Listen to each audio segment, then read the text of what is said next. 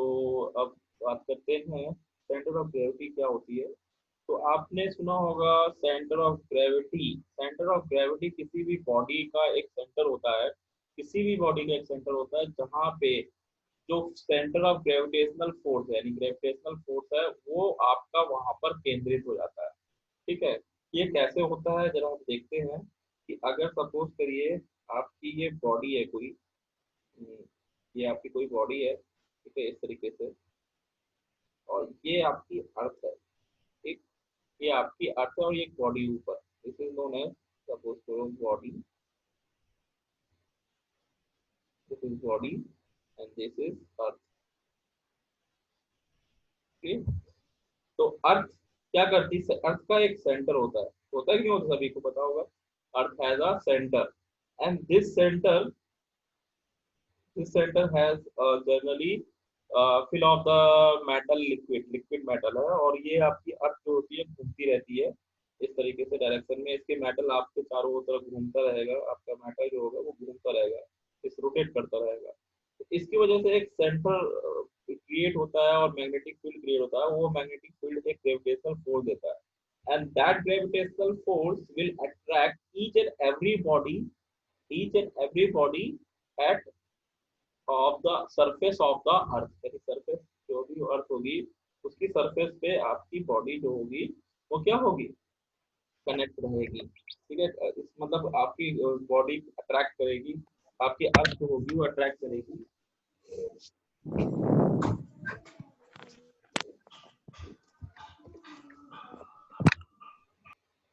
और आपकी बॉडी क्या होगी, वो ग्रेविटेशनल जो पॉइंट है, सेंटर है, वो अर्थ की तरफ अट्रैक्ट हो जाएगी। अब ये जो बॉडी, इसलिए एक फोर्स इसकी सेंटर की तरफ लगाया जाएगा इस तरीके से, जो दैट फोर्स सपोज करिए आपका जो फोर्स है वो बॉडी क्या करेगी, अपनी अर्थ अपनी तरफ खींचेगी इस तरीके से, सपोज करिए आपकी ये अर्थ है, तो आपकी अर्थ है, तो एक फोर्स इसका सेंटर, जैसे ये सेंटर है इसको मान लेते हैं, और इस सेंटर पे आपका क्या होगा, एक फोर्स नीचे की तरफ लगेगा बॉडी में इस तरीके से। ठीक है, ये आपका फोर्स डाउनवर्ड डायरेक्शन लगेगा, that this force is known as F. ठीक है, इसको आप लोग डाउनवर्ड डायरेक्शन में बनाते हैं, या इसको हम कभी कभी क्या कह देते हैं डब्ल्यू, यानी बॉडी का वेट। डब्ल्यू किस में होता है, न्यूटन में होता है, और एफ भी किस में होता है, न्यूटन में होता है। तो जनरली ये आपका एफ और डब्ल्यू किस में होता है, न्यूटन में होता है, ये आपको बताया जाता है। और न्यूटन कैसे होता है, मास इनटू 9.8 ग्रेविटेशनल कांस्टेंट, यानी 9.81 का मल्टीप्लाई कर देते हैं तो मास में क्या बजाता है, न्यूटन मिल जाता है। तो अब हम बात करते हैं बॉडी। तो बॉडी को हम यहाँ पे इरेज करते हैं, और इस बॉडी को इरेज करने के बाद एक फोर्स दिखाते हैं। जनरली इस बॉडी को हमने क्या किया, इस तरीके से बना दिया, this is known as body and this body has attraction towards the earth like this।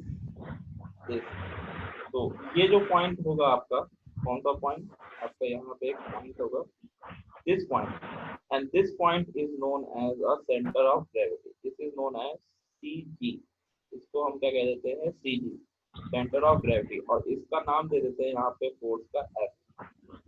ठीक है, तो ये फोर्स जो होगा वो कहाँ लगेगा, सेंटर ऑफ ग्रेविटी पे लगेगा, जहाँ पे आपका सारे के सारे फोर्सेस एक्ट कर रहे हैं। तो ये बॉडी क्या होती है, बॉडी में कई सारे पार्टिकल्स होते हैं, ध्यान दीजिएगा, body has a different particles. मान लिया यहाँ पे कई सारे पार्टिकल्स होते हैं, तो इन सभी पार्टिकल से भी आपका फोर्स डाउनवर्ड डायरेक्शन में नीचे की तरफ लग रहा होता है। ठीक है, इन सभी पार्टिकल से भी बॉडी में आपका डाउनवर्ड डायरेक्शन में लग रहा होता है। तो अब आप कहेंगे कि सर ये जो हमारा एफ है वो सभी में लगेगा, यानी जो आपका एफ है वो एफ ना होकर क्या हो जाएगा, आपका F1, आपका F2, आपका F3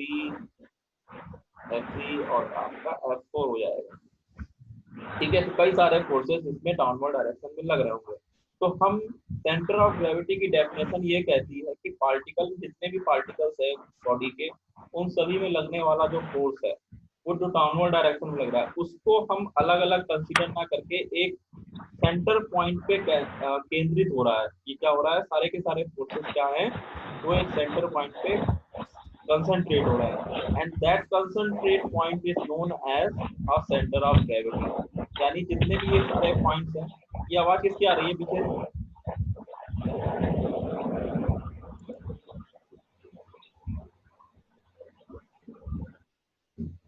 माइक किसका ओपन है अभी? अभी किसका बंद हो गया? ठीक है।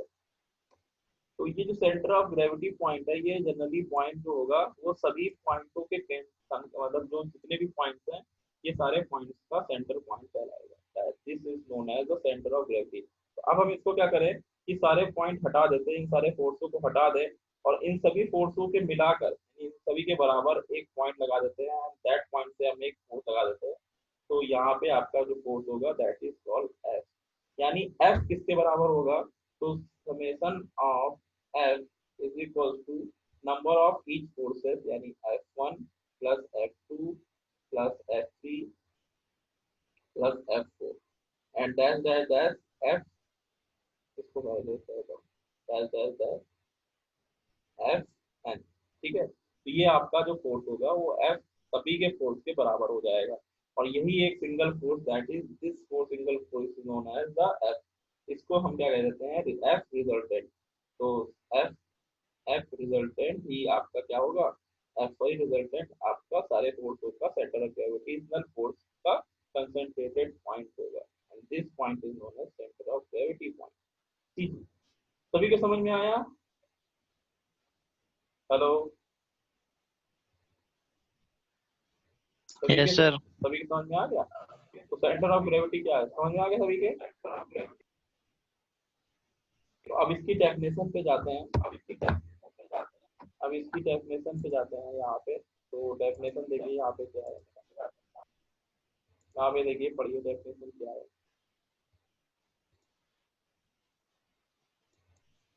यहाँ पे लिखा हुआ है a body comprises several parts of its every part possesses weight.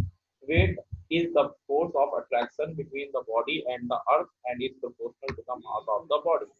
ठीक है, तो यहाँ पे अगर यहाँ पे देखिए द सेंटर ऑफ ग्रेविटी, यहाँ पे लिखा हुआ है the centre of gravity is the body of the body may be defined as the point through which the whole weight of the body may be assume to act. यानी जो उस body का wait है, सारा wait जो है वो कहाँ पे एक्ट कर रहा है? उसके सेंटर पे। वही पॉइंट क्या कहलाएगा? सेंटर ऑफ ग्रेविटी पॉइंट कहलाएगा। यानी as a point through which the whole weight of the body may be assume to act, that point is known as the centre of gravity. ठीक है, और इसको किससे रिप्रेजेंट करते हैं? कैपिटल जी से रिप्रेजेंट कर देते हैं। ठीक है, तो सबके समझ में आ गया होगा आई थिंक सो, क्या होता है सेंटर ऑफ ग्रेविटी। अभी किसी को डाउट हो तो बताए, पूछे, किसी को डाउट? हेलो, किसी को डाउट? No sir. ठीक है, किसी को डाउट नहीं है तो हम आगे चलते हैं। Method of centre of gravity find करने का ये जो आपका है, ये आपका चैप्टर प्रैक्टिकल में कराया जाएगा। ठीक है वो आपको भेज दिया जाएगा। उसके बाद है सेंट्रॉइड, ये अलग मीनिंग है। नेक्स्ट आ जाता है सेंट्रॉइड से ही, सेंटर ऑफ ग्रेविटी से मिलकर बना हुआ है सेंट्रॉइड। अब सेंट्रॉइड क्या है? अब दो तरीके की चीजें होती हैं। ठीक है, एक होता है सेंटर ऑफ ग्रेविटी, एक होता है सेंट्रॉइड। सेंट्रॉइड आपका सेंट्रॉइड ऑफ एरिया होता है, सेंट्रॉइड ऑफ वॉल्यूम होता है। ठीक है, दो चीज मान के चलिए, एक होता है क्या? सेंट्रॉइड ऑफ एरिया, और एक सेंट्रॉइड ऑफ वॉल्यूम। ठीक है, और एक और होता है सेंट्रॉइड ऑफ लाइन। सेंट्रॉइड एक ज्योमेट्रिकल फिनोमिना।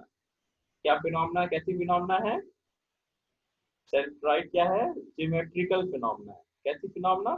ज्योमेट्रिकल फिनोमिना, यानी ये बॉडी के शेप पे डिपेंड करती है। सेंट्रॉइड बॉडी के शेप पर डिपेंड करती है। तो यही एक ज्योमेट्रिकल फिनोमिना जिसे हम कहते हैं। सपोज करो कि अगर ये हमारा रेक्टेंगल एरिया है, तो अगर इसमें हम क्या कहते हैं, इस एरिया को शो कर दे इस तरीके से, यहाँ से दिस इज द एरिया, इसको अगर हम इस तरीके से बना दें, this is your area. Suppose करो ये आपका पेपर है, इस तरीके से ये आपका एरिया दिखाया गया है, और इस एरिया को ही हम कह रहे हैं कि इसका जो सेंटर ऑफ ग्रेविटी होगा वो कहाँ लाई करेगा? एकदम सेंटर पे लाई करेगा। सेंटर ऑफ सेंट्रॉइड कहाँ लाई करेगा? इसका सेंटर पे लाई करेगा। तो दिस इज नोन एज जी, इसको हम नाम दे देते हैं जी, इसको हम नाम दे देते हैं जी। तो ये क्या हो गया, अब इसकी अगर डायमेंशन निकालनी हो कि ये जी है, इसकी पोजीशन क्या है, तो आपको पता है कि ये ये आपका एल होता है, ठीक है, ये आपका एल होता है, दूसरा ये आपका क्या हो जाएगा, एच हो जाएगा, ठीक है, इसकी हाइट हो गई। यानी एक रेक्टेंगल का क्या हो गया, एल बी एच, दो चीजें होती है। तो यहाँ पे देखिए एल हो गई इसकी लेंथ और एच हो गई इसकी हाइट, ठीक है, या इसको हम बी मान लें, इसको हम क्या मान लें, बी, तो मैं undo कर देता हूँ, इसको हम क्या मान लेते हैं, बी मान लेते हैं, इसको हम यहाँ से एल बी और एच, ठीक है। तो बी जो हो गया, अब इसका सेंटर ऑफ ग्रेविटी कहाँ काम करेगा, तो कुछ फार्मूले होते हैं जिसके नाम से हम बना देते हैं कि कुछ फार्मूले कहता है कि इसका जो सी जी है वो जी पॉइंट कहाँ से कहाँ तक होगा, इस जी को पोजीशन जो होगी वो आपकी कुछ इस तरीके से होगी, इस जी की पोजीशन आपकी यहाँ से यहाँ तक ये वाली पोजीशन होगी, and this position is known as b/2, this position is known as b/2। और यही आपकी जो ये पॉइंट है जी, उसकी पोजीशन यहाँ से यहाँ तक क्या होगी, यहाँ से यहाँ तक की पोजीशन, इस लेंथ तक इसकी बात करें तो इसकी लेंथ हो जाएगी L/2। L/2, ठीक है। तो ये कुछ फार्मूले होते हैं, आपको आगे चल के बताए जाएंगे। तो सेंट्रॉइड का मीनिंग समझिए, सेंट्रॉइड और सेंटर ऑफ एरिया, यहाँ पे एरिया ना लिख के हम क्या कह सकते हैं, यहाँ पे एरिया की जगह हम क्या कर सकते हैं, लाइन, ठीक है, और क्या कर सकते हैं, वॉल्यूम,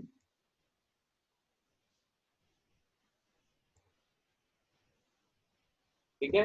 तो दो चीज, तीन चीज लिख, और दो चीज और एक्स्ट्रा लिख सकते हैं, क्या कर सकते हैं, द सेंट्रॉइड और सेंटर ऑफ एरिया और लाइन और volume is defined as the point where the whole line whole volume of the figure is assume to be concentrated. समझ में आया।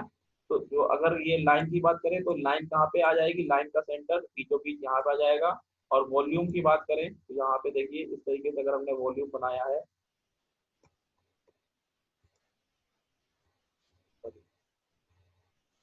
यहाँ पे अगर हम इसको वॉल्यूम बनाने की कोशिश करें तो यहाँ पे देखिए one is this and another is this, इसको मैं वॉल्यूम बना रहा हूँ।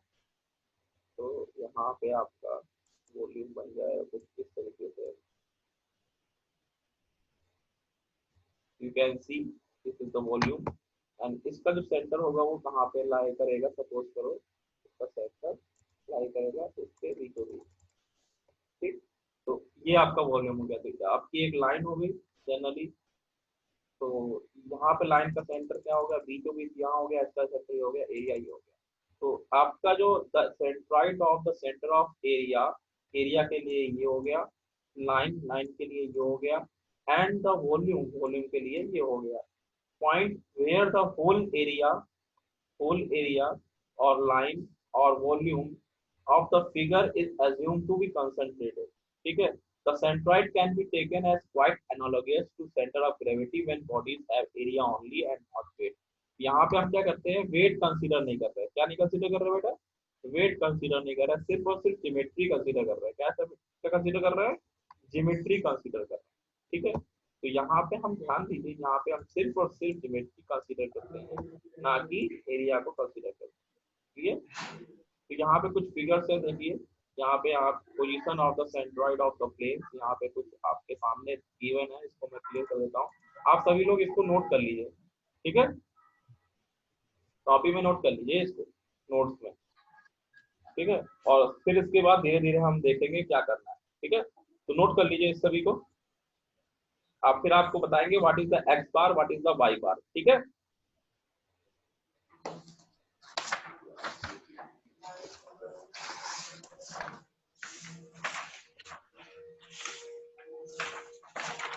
सभी लोग नोट कर रहे हैं कि नहीं, ये बताइए पहले। Yes sir.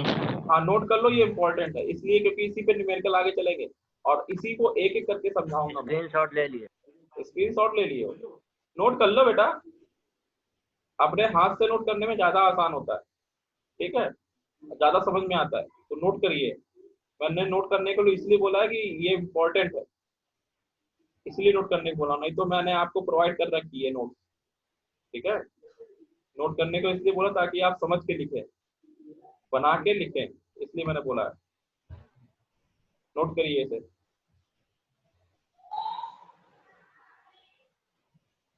जब सब लोग का नोट हो जाएगा तब बताइएगा। इसमें कई फिगर्स हैं, यहाँ तक ट्रेपेजियम तक है। तो आपको सबसे पहले ये 3 नोट करने हैं, रेक्टेंगुलर, ट्रायंगुलर, सर्कल। ये इंपॉर्टेंट है, ये 3 बहुत इंपॉर्टेंट है, रेक्टेंगल, ट्रायंगल, सर्कल। सभी लोग नोट करिए फटाफट।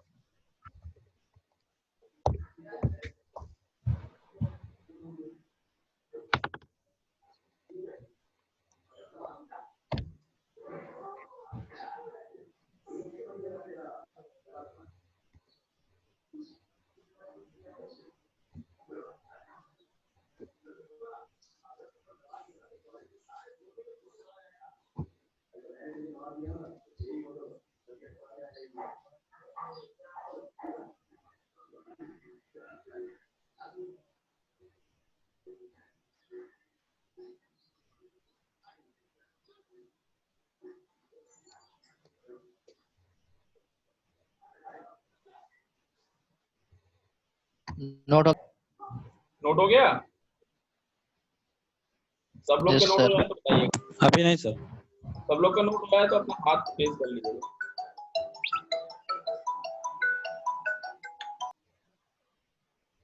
अंकित श्रीवास्तव का नोट हो गया।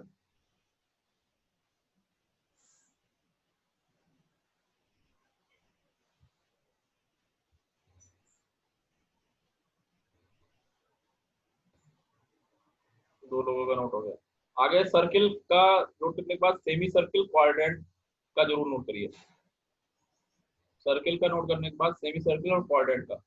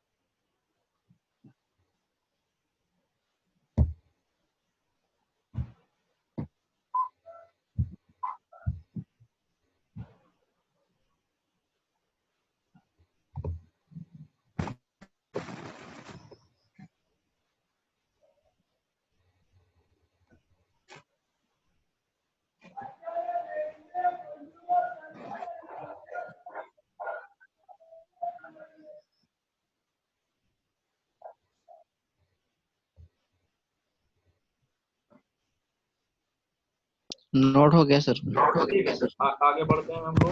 अब इसी को समझाने से पहले हम एक फॉर्मूले पे जाते हैं, और हमें ध्यान देना है कि सेंट्रॉइड ही हमारा मेन एम है। तो सेंट्रॉइड कैलकुलेट करना है, ये मेन है।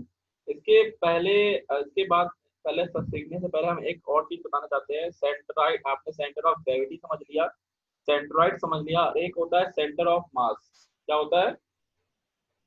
Centre of mass. तो अभी हम एक नई स्क्रीन फिर से शेयर करने जा रहे हैं अपने आपके लिए। शेयर स्क्रीन, न्यू,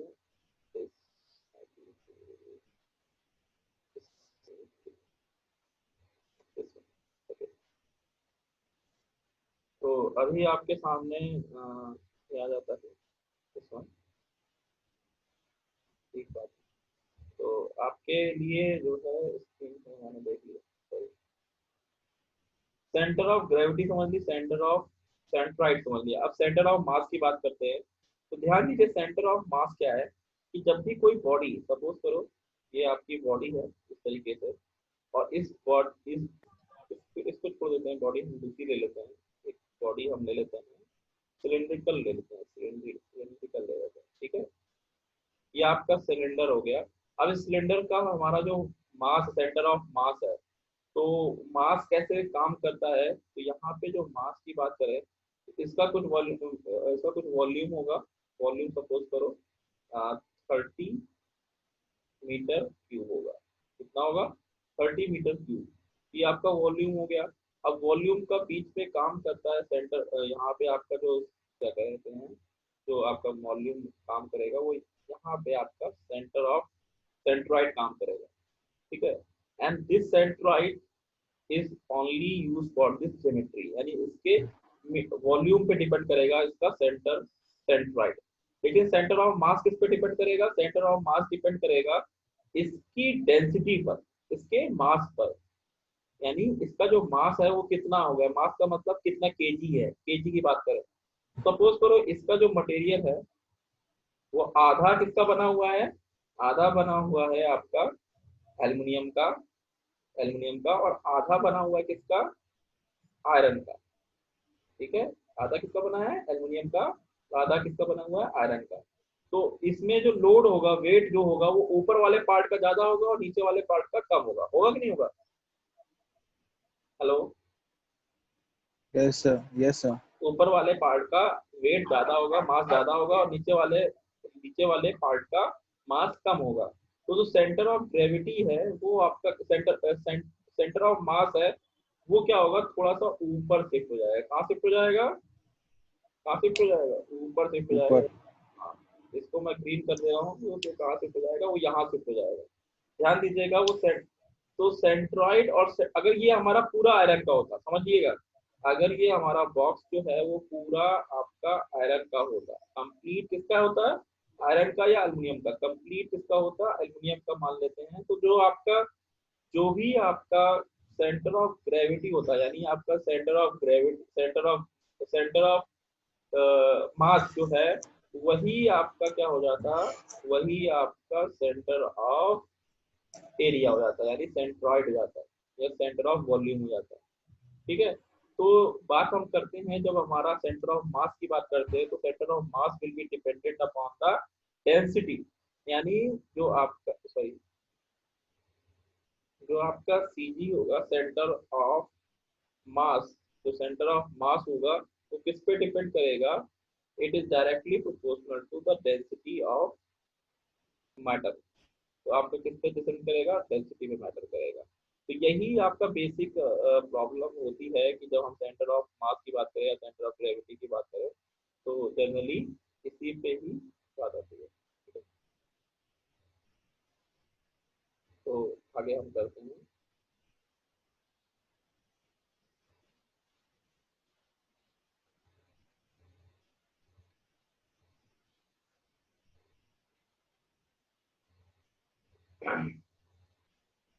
अब हम कुछ और चीजें देखने जा रहे हैं।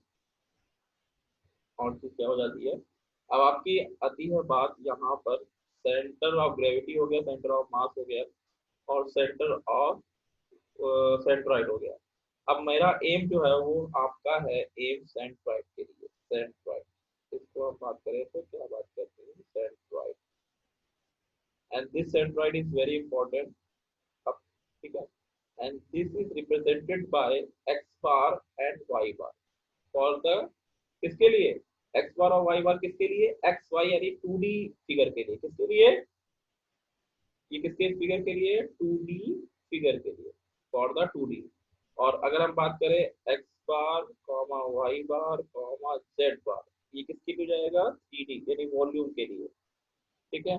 और generally x bar comma oblique Y बार ऑब्लिक जेड बार, ये किसके लिए जाएगा? 1D के लिए, ठीक है। तो ये सारी चीजें किसके लिए होंगी, सेंट्रॉइड जो होगा 2D यानी आपकी एरिया के लिए X bar Y bar, volume के लिए X by Y bar Z bar, और लाइन के लिए एक्स बार कर सकते हो या वाई बार कर सकते हो, जेड बार कर सकते हो, कुछ भी कर सकते हो। तो इसको आप नोट कर सकते हैं। ठीक है, अब हमें मेन एम हमारा किसका, सबसे पहले हम जाएंगे लाइन पर। सबसे पहले हम किसके जाएंगे, लाइन पर। सबसे पहले हम जाते हैं हाँ centroid of line, centroid of line, centroid of line यानी हम बात करें तो यहाँ पे किसके क्या क्या हो सकता है, एक्स बार हो सकता है, वाई बार हो सकता है, और दोनों को ऑब्लिक कर दे तो जेड बार हो सकता है। ठीक है, x bar Y bar Z बार क्या है ये आप आपको देखते हैं क्या होता है x bar Y bar Z बार।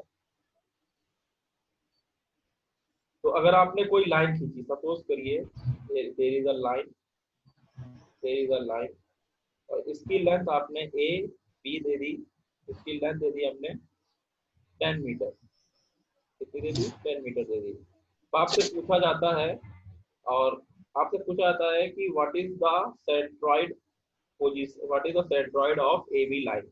ठीक है, तो आपको इसका बताना पड़ेगा कि कहाँ से बताना होता है। सबसे पहले लाइन जब दी जाती है तो लाइन का कोऑर्डिनेट सिस्टम भी दिया जाएगा।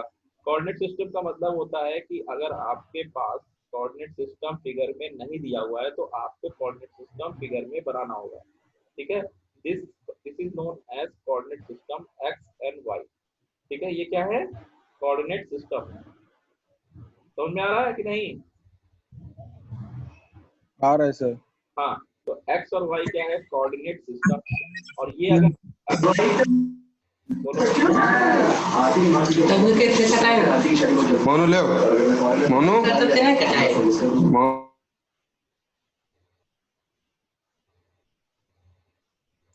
आवाज इतनी ज्यादा कैसे आ गई थी बेटा? चलिए ठीक है, अब ये क्वेश्चन वाला क्वेश्चन मैं कल कराऊंगा, क्योंकि लेक्चर आपको रोज ही होने हैं। तो आपका कल लेक्चर जो होगा इसी लाइन पे होगा, और आगे आगे इस पे न्यूमेरिकल करेंगे। ठीक है, तो आज की क्लास जो है ठीक। वो लगभग कंप्लीट हो रही है। ठीक है, आज की डेट की जो ये क्लास क्या है ये बराबर। ये क्या लिखा है, ए से बी तक की जो लाइन ड्रॉ की आपने? ये लाइन है बेटा, ए से बी तक की लाइन है, उसके नीचे इसकी नहीं, लेंथ दे रखी है 10 मीटर। हाँ 10 मीटर। अच्छा अच्छा। ठीक है, अब हमें इसका ठीक, सेंट्रॉइड निकालना होगा, तो वो कैसे निकालेंगे वो हमें देखना है। ठीक है, वो कल बताइएगा। वो मैं कल बताऊंगा। ठीक है, ठीक। ठीक है, ये जो आपका है इसको कैलकुलेट करना आप कल बताया जाएगा।